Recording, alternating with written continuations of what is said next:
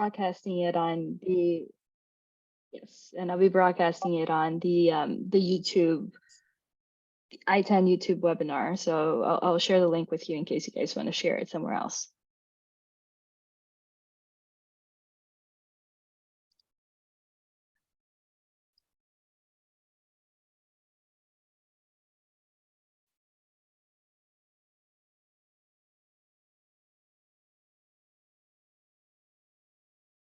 All right, so for folks who are just joining us, welcome. Thank you for coming. Just bear with us a couple more minutes. We're just gonna wait a few more minutes for other participants to join, and we'll start right at around 6:35. We're in 4 minutes from now. Thank you for your patience.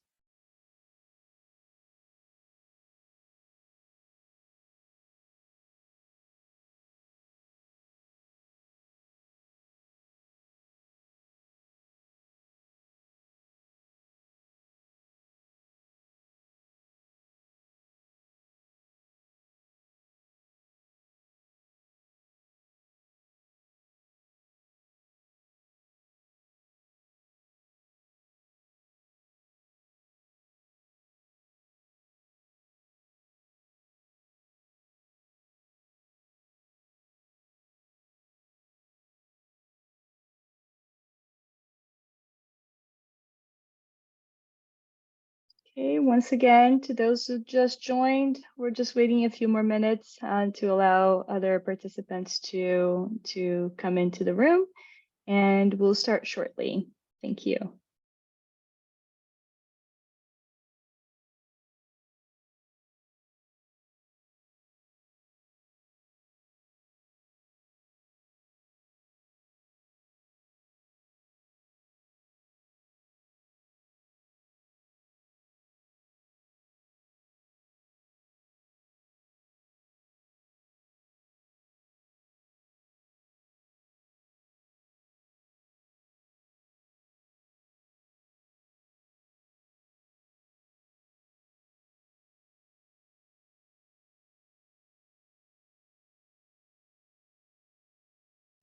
Okay, just to give Erik and Lacey as much time as possible, I'm gonna kick it off, and then as folks come in, they'll be delighted with the presentation. Plus, they'll have your information in the agenda anyway. So, welcome everyone who's joining us here in the room. Thank you all for taking the time to be with us tonight. Thank you so much, Erik and Lacey, for sharing your time, your knowledge, your expertise with us, especially in in such an important topic that that is very current and very urgent to all of us. And I think it's extremely important for us to start talking about that and implementing emergency management and climate change strategies, containment strategies in schools, because I think that's the best way for us to start preventing it from becoming even worse, right? If not reversing it right away. So welcome everyone. You're joining right now, you're joining the workshop session, Teaching Emergency Management and Hurricane Sciences through Digital Media. Our illustrious presenters are Erik Salna and Lacey Soriano from Erik is a meteorologist and Associate Director for Education and Outreach at Florida International University down in South Florida, Miami, which is a very cool place to be. And Lacey is a science teacher at G. Holmes Braddock High School, also in Miami-Dade County, correct, Lacey? Wonderful. Great. Well, so without further ado, I will pass the floor on to you, and you guys can start your presentation that we're very excited to hear all about. Thank you. Thank you. Thank you, Patricia, and hello, everyone. Lacey and I are very happy to be here to present our information. And we certainly want to leave time for any questions or discussion that you might have after our presentation. So right from the beginning, we encourage anyone that may have a question or a comment to utilize the chat. And so we'll monitor that chat. And then when we're done presenting, we'll go to the chat and start answering questions. Erik, I'm so sorry to. Could you please give me the host for a second, because I'm going to activate the chat in case attendees have any questions. Oh, thank you. And then I'll pass it on to you. I didn't realize that you had to activate it. So you're activating something for the chat? I think it's the Q&A. It says it's not open for questions. Only hosts and panelists can see the questions. Yeah, I'm gonna activate the chat and I'm gonna broadcast. If you could please give me the host. Oh, I see. Get the transfer host. Okay, so stop sharing and anyway, get into. So would I do that or Patricia do that? You're the host. So participants, then you go to my name, you click on the three dots, and you put make host. Okay, so would I do that on my screen? Yes, you have to do it. So I click on participant. Sorry about my dog in the background. Another way to do that, Erik, is to if you go to Andrea's screen, there's the mute button, and then there's the three dots on the top right hand corner. Yeah. And if you click the three buttons, you will have the option to make her host. Host or co-host? Oh, then I'll give you back the host. What's just that? there's Host? a host. There's certain Okay. functionality that only the host can. Okay. Thank you.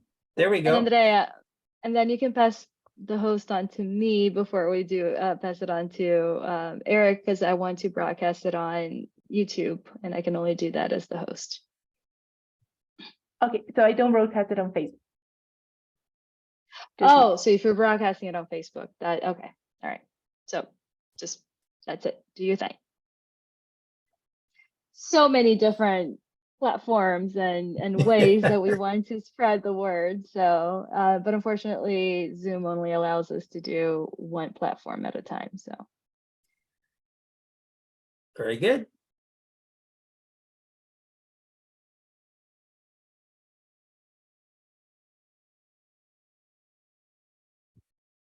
Thank you, everyone, for bearing with us. It's all set, and the Q&A session is also enabled. Yeah. Okay, perfect. Thank you so much, Andrea. Thank you. Okay, Erik. Sorry about that interruption. Please go ahead. All right. No, all is well. Thank you. So again, hello, everyone. So we are going to be talking about hurricane science and emergency management. What is it? Who are they? What do they do? And then again, some of the various digital resources for all of this information. But we thought, since we're going to be talking about hurricane sciences, we thought it was timely to start the presentation this evening with a tropical weather briefing, if you will, on about what is now Hurricane Nicole. And so I thought we'd share some information about that and some of the websites where you go to get this information as well.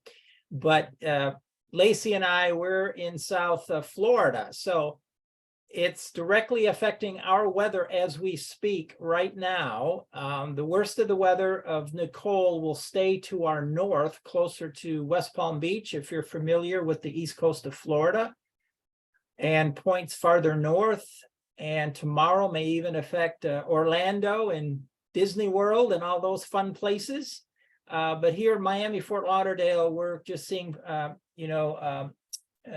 impacts from Nicole, but we're not going to see the strongest impacts. But it's been a breezy and a wet day here in Miami, Fort Lauderdale. So we have all been watching it closely, depending on what track it was going to take to then decide how much we were going to get involved to prepare. And right now, every emergency management office in the state of Florida is now on full alert, and every emergency management division in the state of Florida is now activated their emergency operations center, those EOCs that are in the track of the storm, and they're all watching it closely because emergency management has a big role to play when any hurricane threatens Florida. So we'll talk more about that as we get into the presentation. So I'll start now with the weather briefing, if you will, and kicking it off with a website, the National Hurricane Center website. Lacey, can you see that? All right, excellent. So when during the hurricane season, which doesn't end until November 30th, we were all hoping we were putting the hurricane season to bed, and then lo and behold, here came Nicole. So this website, of course, the National Hurricane Center, they are located right on our campus at Florida International University. So we do a lot of partnerships and collaboration with the National Hurricane Center, which is great for us when it comes to education and outreach. And so their location makes it great for us to work together on many different projects. And now going to their website, which many of you I'm sure are pretty familiar with, the National Hurricane Center website. And as you scroll down, you see the big graphic showing what tropical activity is there currently. And of course, we see Nicole. And so continue to scroll down, and then we see all the different graphics we can look at talking about Nicole. And many people are familiar. When I clicked on the warnings and the cone, that forecast cone, and just looking at that briefly, the storm itself is in the Northwest Bahamas. It's now been labeled a hurricane. It's been a tropical storm all day long, but now it did reach 75 miles per hour. So that's Category 1 hurricane strength. And looking at this cone, you see it's projected to move across the East Coast north of Lacey and I, probably around overnight, midnight, 1 a.m., and then continue through Central Florida and then curve into the southeast part of the country. So that's what we've been watching carefully all day. And I bring this up because we'll mention it in the presentation that a lot of people look at the cone and not much else. But as we're going to explain, the cone doesn't tell the whole story. You have to look at the impacts. And when you go to this particular page, for example, Hurricane Nicole, you see all these other graphics that help tell the story of what's going to happen. And that's what everyone is urged to do, because the cone doesn't talk about the weather. It talks about geography and track, but not the impacts. And for example, peak storm surge, expected 3 to 5 feet over most of the east coast of Florida. And then where we are in South Florida, 1 to 2 feet. As I switched the graphic there, Lacey, you could see that, right? The storm surge. All right. So from that satellite imagery, I switched to that. You can see that too, right, Lacey? Okay. So there are many great websites when you want to teach weather, show current weather, and NOAA and the GOES webpage has many different tabs here showing the United States, the whole Earth, North America, the Caribbean, South America. So I've clicked on for the southeast part of the country so we could see Nicole. and Florida. And you see all the different colors. This is not a visible satellite picture. This is showing all the different colors, which it corresponds to different levels and heights of the clouds and temperature. But you do see that circulation over the Bahamas and all that moisture with it that's headed our way. So that's a great way to observe any weather feature. And of course, a Doppler radar. Many of you have heard of Doppler radar. And so there's different radar sites you can go to. And in this case, this is from one of the local television stations here in Miami. It's the NBC affiliate, NBC6. And it's the type of radar where I can click and change the layers, change the color. I can change the position and even start to zoom in. So again, as part of the Hurricane Nicole briefing, just showing that where we are, Lacey and I, Miami, Fort Lauderdale, we still see showers, lots of showers over our area, lots of rain still out over the Atlantic that's going to be headed our way. And as you zoom in, obviously, the greens are moderate rainfall, but once you get into the yellows and oranges and reds, obviously that's where the heaviest rainfall is occurring. And we're going to see this activity throughout the night as Nicole makes its way towards the East Coast. Alrighty, so now I'm going to stop share and then share again, and I'm going to switch to our presentation to kind of talk more about everything that we you just saw.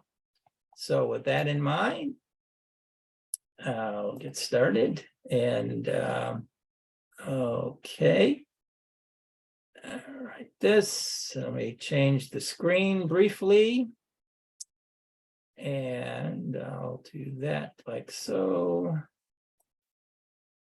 Like that. Okay. All right. How are we doing, Lacey? You can see the PowerPoint? All right. Yep. Excellent. Thank you. So again, we're going to be talking about hurricane science and emergency management. So the title of our presentation, Teaching Emergency Management and Hurricane Sciences Through Digital Media. There are a lot of weather curriculums out there, if you will, but there really are not so many weather curriculums that combine and bring together natural hazards, whether it be hurricanes or flooding or tornadoes or even earthquakes, but bringing that together with the curriculum of emergency management and the role that they play. So that's what makes this curriculum information very unique. So here is our contact information. Again, I work at the FIU Extreme Events Institute at Florida International University, and Lacey works as a science teacher at G. Holmes Braddock High School in Miami-Dade County Public Schools. Okay. And our social information, if you do want to follow us, there you go. Not only our Extreme Events Institute website, but we're on LinkedIn, Facebook, Twitter, and Instagram. All right, in the Extreme Events Institute at FIU, we do lots of different research related to hurricanes. We do work in the Caribbean. We have a computer model that predicts the damage cost of a landfalling hurricane. We have a computer model that works on storm surge, and we do we also do survey work in the Caribbean. I did want to mention this at the top as well as another digital resource about hurricanes, and it's our Spanish hurricane information website, huracanes.fiu.edu. We worked in collaboration with the National Hurricane Center to create this website as another resource for information. And we also have a big research facility. Some of you may have heard about it. It's called the Wall of Wind.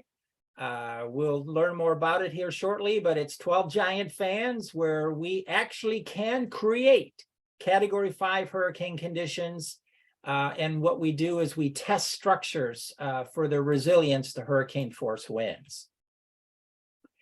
And front and center on our webpage for the Extreme Events Institute is what we call the hazard risk equation. And simply put, you see two sides of the equation. The right-hand side, H plus EX times V. The H is the hazard, EX is exposures, and V is vulnerability. And on the left-hand side, you have EM, DR, and CAT-R. EM stands for emergency, D is disaster, CAT is catastrophe. And so depending on how bad that hazard is, it'll determine with exposure and vulnerability, what the outcome, how bad will it be? And that's another way for all of us to talk about natural hazards actually around the world.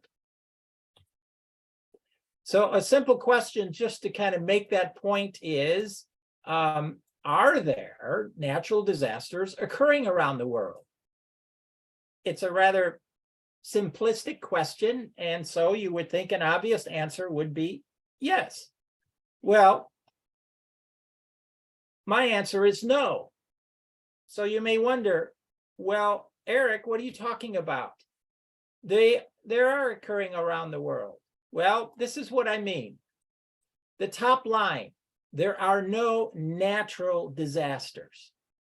Point number one, there are natural hazards that occur all the time, but they only become disasters when they collide with our human, physical, and economic systems. Number two, we've built our towns and cities where natural hazards occur. So the term natural disaster puts too much blame on nature and not enough on how and where we've built our communities. So we've created our own exposures and vulnerabilities. Now, all of us, we do use the term natural disaster, but I did that just now just to make a point that it's these natural hazards are a natural process of the earth, and they've occurred forever, right? But it's the earth's population that's growing and growing that now brings in the problems. And so, for example, here in the state of Florida, all 50 states, we are the third most populous state in the United States. Well, and then when you ask the question, who gets the most hurricanes in the United States? It's Florida. So now when you combine the fact that we're the third most populous state in the country, and we're also the hurricane capital of the country, is this a collision waiting to happen?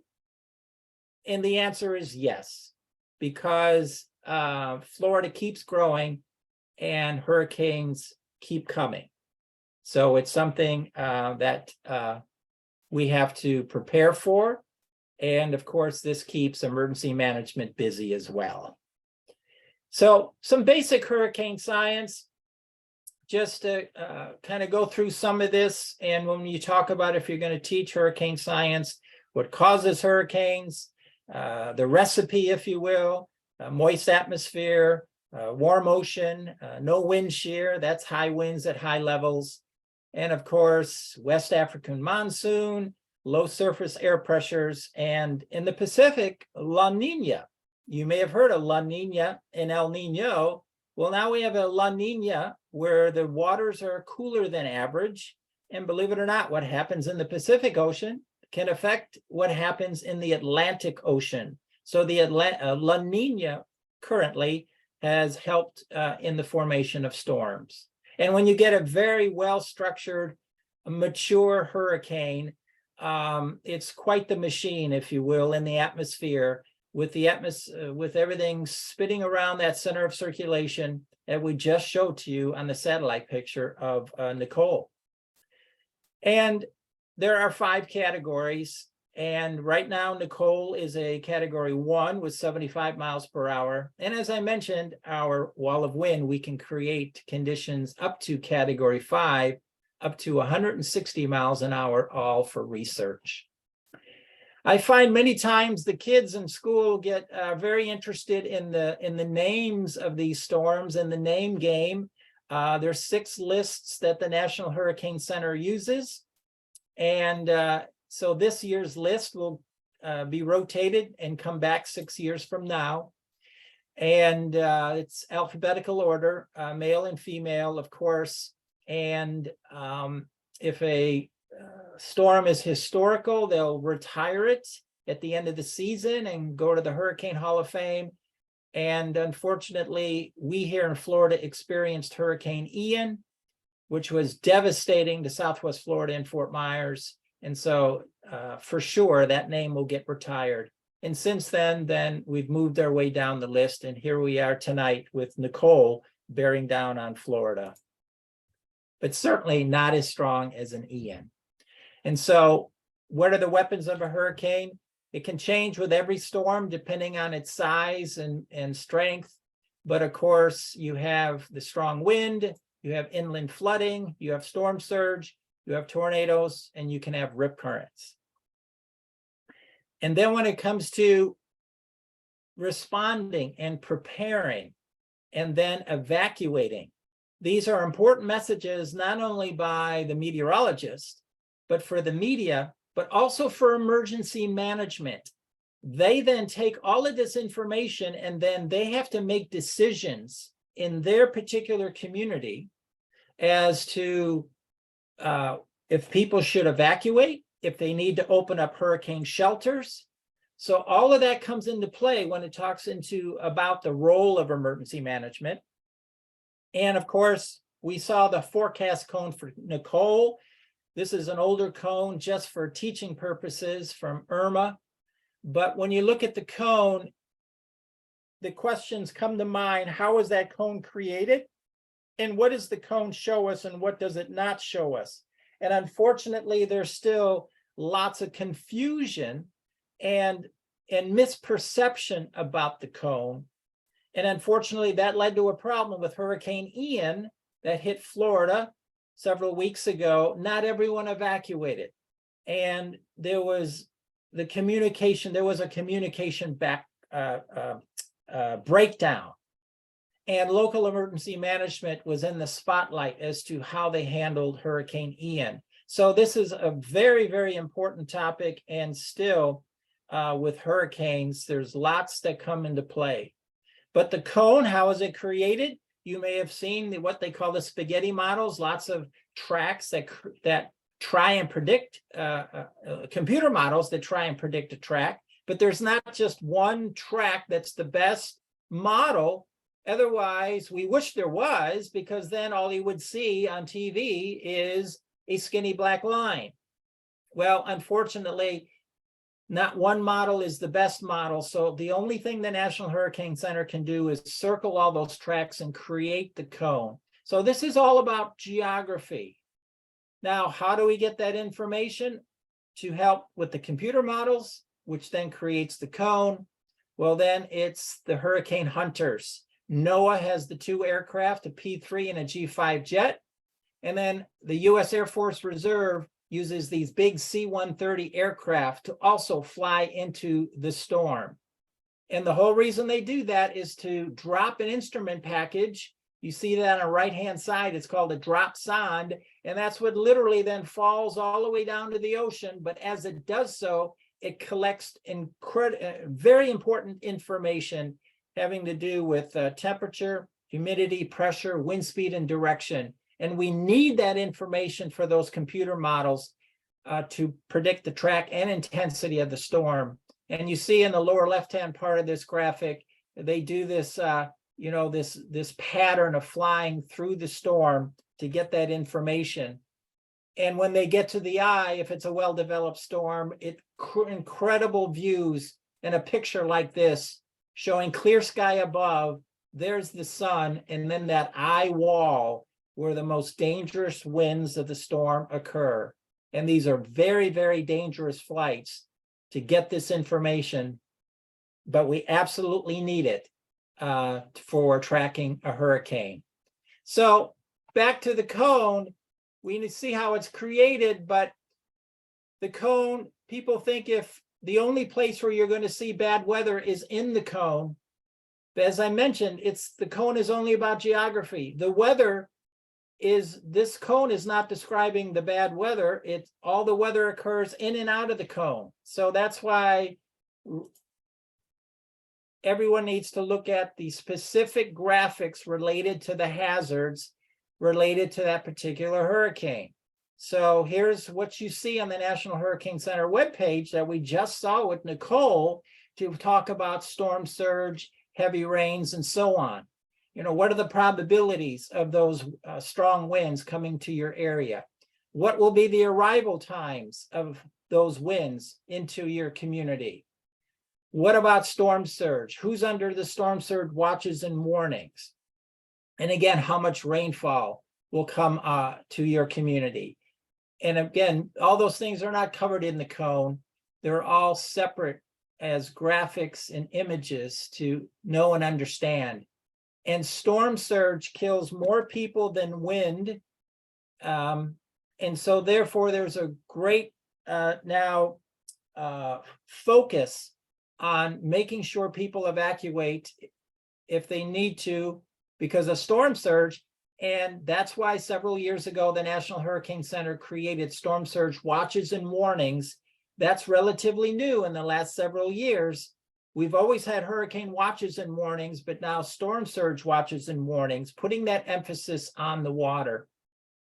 So when we share this information, we also say, besides the National Hurricane Center website, the best place for any community in the United States is to go to your local National Weather Service office for specific information for your area. And they also have weather education resources as part of their websites as well. So a great resource, National Weather Service, your local office, for all of this kind of information. And for example, our office would create graphics like this out of the Miami office, which are now more specific and zoomed into Florida when it comes to effects from any approaching storm. To continue on how we get all that information, hurricane technology and satellites. We've come a long way with satellite technology. I showed you the satellite loop of Hurricane Nicole and what it can do for us now in terms of watching storms, observing storms, and tracking storms. And I talked about an instrument by the hurricane hunters that they drop out of the plane and it drops down through the storm. Well, another way to get information about the atmosphere doesn't go down, it goes up. And that's the weather balloons. And you can see in this picture, this red instrument package. It brings up that instrument package into the atmosphere, collecting temperature, humidity, wind speed, and pressure. And so that these kinds of weather maps that meteorologists use to make the forecast can then be created at different levels of the atmosphere, whether it be 1 mile, 2 mile, or 3 miles, or even higher into the atmosphere, all of which creates the maps that we're used to seeing that show high pressure and low pressure and warm fronts and cold fronts. So it starts at the surface and goes up through the atmosphere. I showed you the radar of Nicole from the NBC6 here locally in Miami. This is a radar tower. It's a Doppler radar tower. So this is the kind of imagery Doppler radar has helped in weather forecasting. And when it comes to a hurricane approaching a coastline like Nicole, we'll be able to watch now exactly the eye and where it's going and where it's going to make landfall. And in addition to that, weather instruments on land, at the surface that are all across the country. And you may even have an instrument a package of your own. This kind of ground-based information is absolutely vital. And all of us can even have our own weather instruments as well and take your own weather readings. And that's part of even classwork with students, is monitoring the weather on a daily basis and kind of get a collection of that weather data from day to day, week to week, and month to month.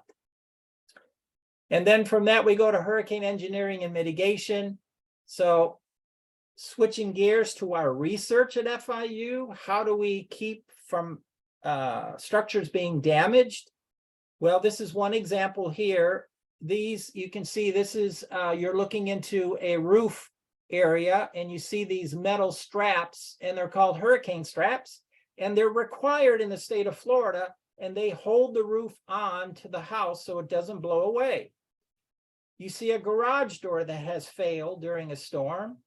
Well, now we have much stronger local code-approved garage doors, so they will not fail. And these are famous pictures of flying debris from, this was Hurricane Maria in Puerto Rico several years ago. So that flying debris, the power of the wind, you can see this wood literally then going right through the palm tree. Another picture from Hurricane Maria. So we need to also protect our windows with either plywood or metal shutters to keep that flying debris out. And of course, I show this picture all the time, and it always gets a big response from everyone who sees the presentation. Tape. We used to all use tape, but that was old education. Now we have new education, and new education says tape does nothing. So no matter where you are, don't use tape. It's a waste of time. And now with this, all this type of research on mitigation and being more resilient, and Patricia already mentioned climate change issues happening across the world, leading to more extreme events. So these extreme events are not going to go away. And we as a country, and we as countries around the world, have to think about how to be more resilient against these more frequent and stronger extreme events. And one way to do that is what we do at FIU, and here you go with the wall of wind, where we can create Category 5 hurricane conditions to see how we can make structures stronger. So I'm going to show a short video. There's no sound on it, so I'll just talk about what you're seeing. But I just wanted to show this to you because it's a very illustrative video on mitigation and how we know techniques to keep things from blowing apart. So this is showing a media team at the Wall of Wind getting ready for this very, very special demonstration. And so they wanted to see destruction to a small home, but we wanted to show you how to keep it together. So we created this structure. There was a strong side that had metal shutters and roof tie downs. Then there was the other side was weak, had no metal shutters on the windows and no roof tie downs to hold the roof in place. So the Wall of Wind, we turned it on and we hit the strong side first, and look at that. Nothing happened pretty much for the most part, but that's exactly what we were anticipating. But now the weak side, watch what happens. Catastrophic failure. Watch that roof.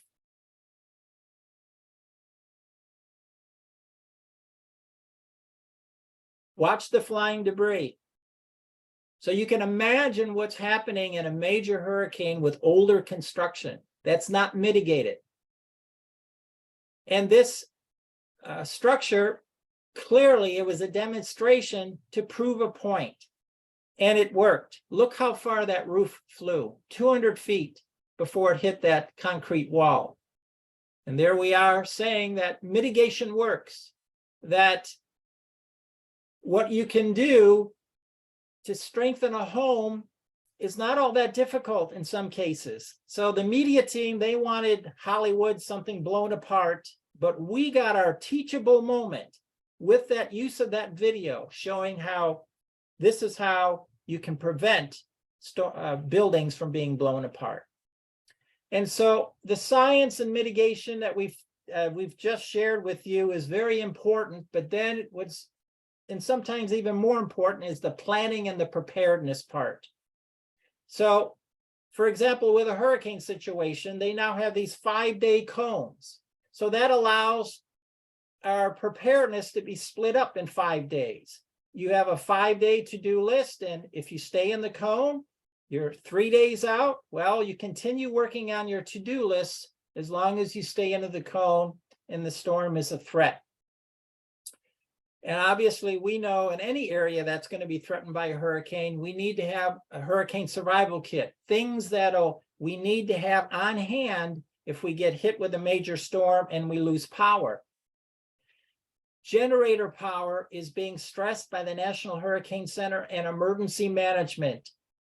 You never run a generator inside a home, but unfortunately, people are still running it inside their home. And you know the dangers of carbon monoxide. You can't see it, you can't smell it, but it's deadly. And there's a big campaign right now on safety, on the correct operations of a generator. All of this type of information, when it comes to preparedness and planning, takes us to emergency management. Now here locally in Miami, we have a county emergency management, Miami-Dade County Emergency Management. On their website is all of this planning and preparedness and safety information. And again, they have a big responsibility when a storm is threatening our area. So emergency management, we talk about it as a STEM career that can be shared with students, science, technology, engineering, and math, and the role that they have in the community. And you see this picture, it's what's called an Emergency Operations Center. And this was an exercise that we actually did with students to learn about emergency management. So in the United States, emergency management, the structure at the top, you start with FEMA, that's the federal level. And then you get to state emergency management, county emergency management, and then down to city emergency management. And they're all interconnected in communications and working together. So emergency management is a very important part of local government. At the local level, it's responsible for writing overall pre-disaster planning and training. And emergency management coordinates preparedness, response, and recovery actions needed in case an event like a hurricane is coming towards their area. And so the director of emergency management, he has to orchestrate and recommends, if you will, to the local government on making decisions on what courses of action need to be taken to prepare, whether it be evacuation shelters, and opening up their emergency operations center. And this emergency operations center is a big room, if you will, with lots of technology that's opened up, and it then gets filled up with all the folks needed in the EOC to respond to the storm. So decision makers, response agencies, contractors, volunteer agencies, and so on are in an emergency operations center. And again, they have a big responsibility, including who evacuates and when they evacuate. So that's a lot of content. And continuing on with where you can find some of this content and how we've been utilizing it here at FIU, Lacey and I, in our workshops and so on. I'll now hand it off to Lacey to take it from here, and I'll just do these slides for you, Lacey. Hi, everyone. Thank you. I know we're running short on time, so I want to get through all of this important information and where to find it. So we do have some modules up if you are interested in specifically teaching emergency management on our website, www.ihrc.fiu.edu. You can see that at the top there. If you just hover over outreach and education and down to teachers, these modules will pop up. There is, for different age levels, there is a middle school grade appropriate lesson as well as the one for the high school. And these are fairly new. They were piloted last year by a middle school teacher and myself for the high school level. And it's like Erik said, it's really interesting once you think things are common knowledge, and then you see half my kids thought you could run a generator inside the house. So this information can be life-saving. So it is very important to get it out there. You'll see that there are PDFs linked for the slides as well as videos. So Erik went ahead and recorded himself presenting these PowerPoints in case you wanted to show that directly to your students, or if you wanted to watch that beforehand to prepare yourself to present yourself. Additionally, on the same website, if you scroll down, and Erik, you can switch slides. Okay, go back. Yeah, no, you can keep going. I forgot about that slide. That just goes a little bit into more what the modules are about. Again, it's focused on emergency management. how to plan for a hurricane, how to get ready and make sure your emergency management information is up to date and where to find it. And there is an activity attached for all the students to go ahead and go through those motions of emergency management. And for myself, what I saw with my kids, it was really engaging, and it really taught them how to read these graphics and how to accurately prepare. So I recommend it personally from having and installed it in my classroom. You can go to the next slide. And then on that same website, if you keep scrolling down, there is also a link to this 12-part hurricane education video series, which was created with a partnership with MODS, which is our Museum of Discovery and Science here in Florida. And they have these, they're fairly short videos going over a whole bunch of different topics on hurricane preparedness. And you can click to the next slide. You see here, there's one on forecasting and hurricanes, pet preparedness, hurricane hunters, a whole bunch of them. While these don't encompass a whole lesson, they are great because they're little snippets. They're little engaging videos to get your students interested and then to tie back all the information that you might want to cover with them. Go next. And then what Erik and I did as part of the OAS I-10 seed grant, we actually hosted 3 separate 2-day workshops to Miami-Dade County and Broward County 6th through 12th grade STEM teachers. And our focus in these workshops was to bring this education on hurricane science, mitigation, and emergency management to the teachers so that then they can turn around and take that to their classrooms. And we did that through various hands-on engaging activities. You can see here, we had after teaching mitigation strategies, we had our participants build little balsa wood houses that we tested with a windblower. On the right picture there, we had our participants go through the motions of creating that emergency management video from the modules we previously mentioned. And on the left, we basically just took them outside to do basic weather observations, because even if you don't have access to materials, there's so much around you that you can access to get this curriculum started. Additionally, part of this workshop, we asked all of our participants to go ahead and create lesson plans with the information, and that's linked in the bottom, but I'm also sending it into the chat.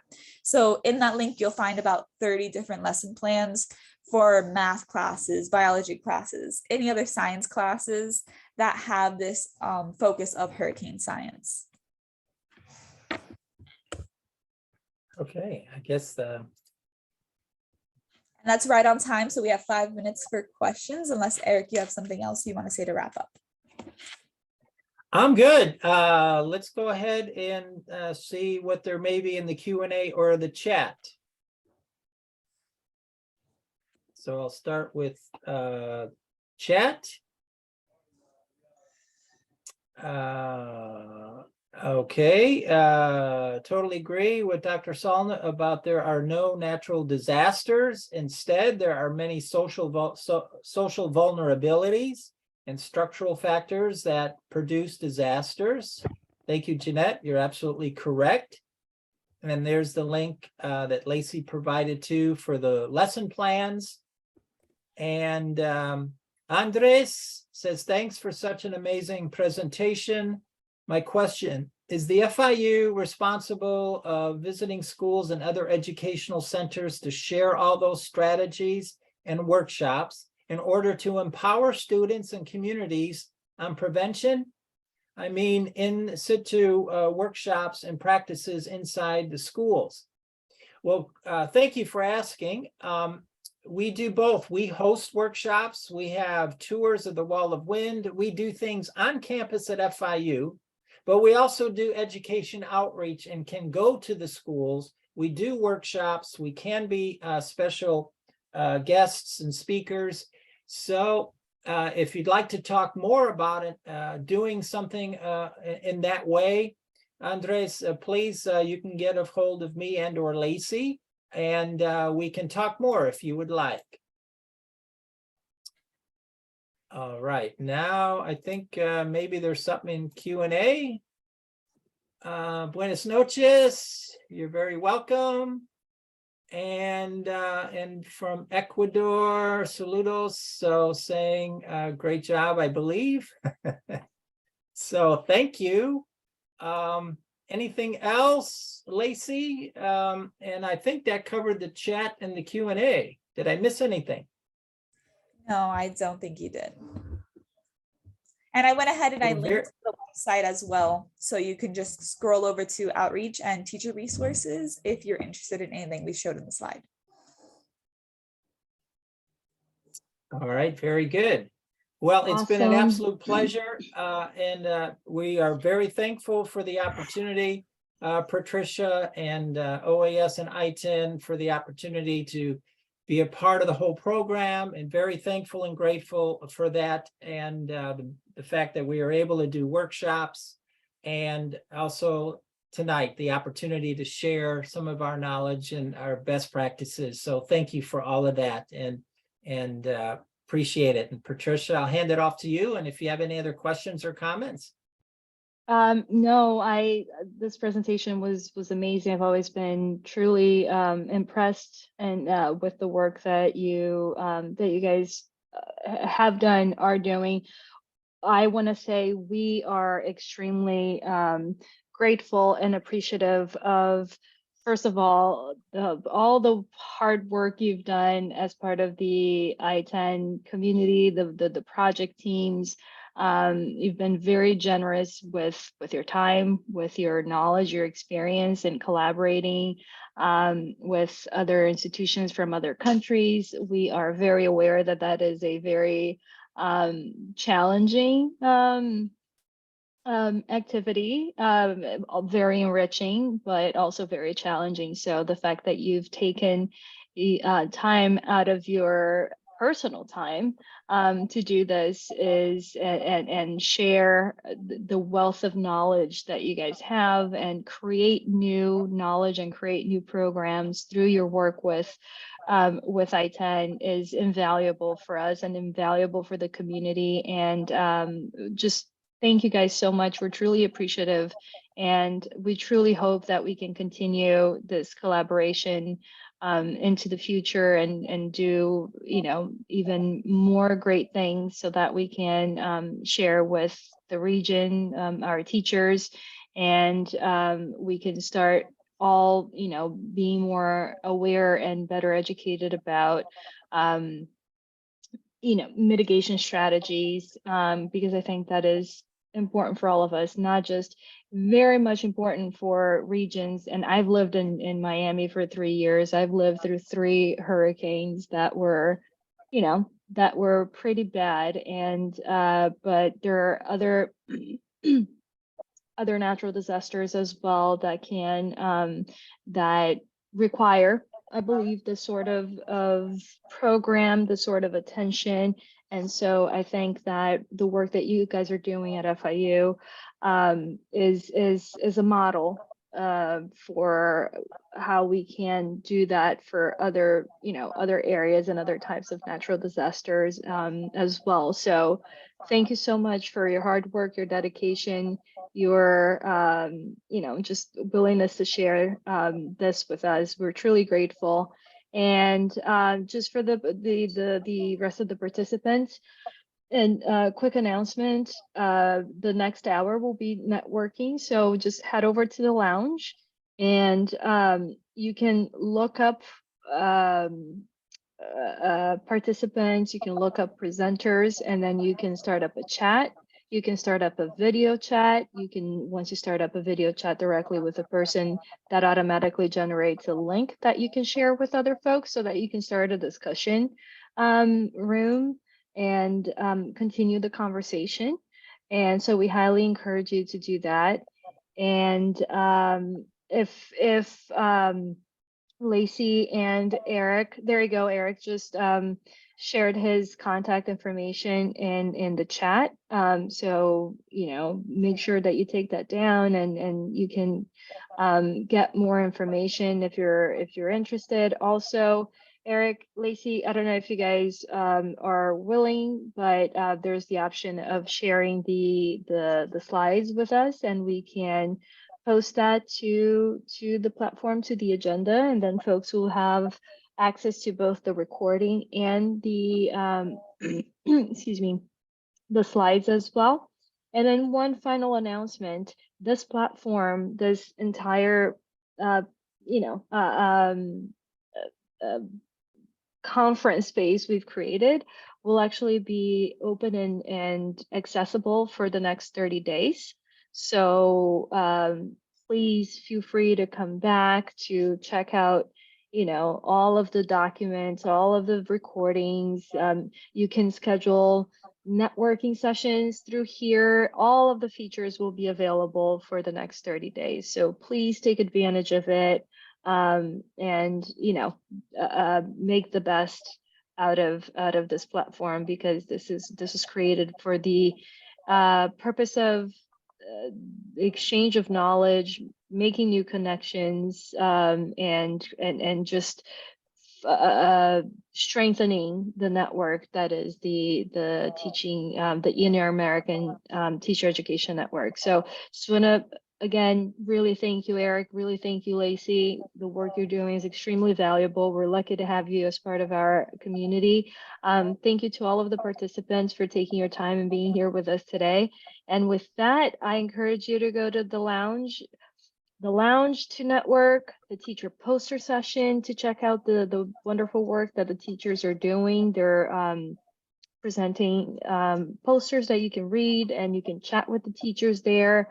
So please go enjoy the platform, make the best of it, make new connections. And yeah, and then in an hour from now, we'll do a closing ceremony. But again, just remember, the platform is open and available for the next 30 days. So make the best use of it. All right. Thank you guys so much. And I'll see you soon. Thank you. Thank you. Thanks. Thank you very much. Bye-bye. Bye.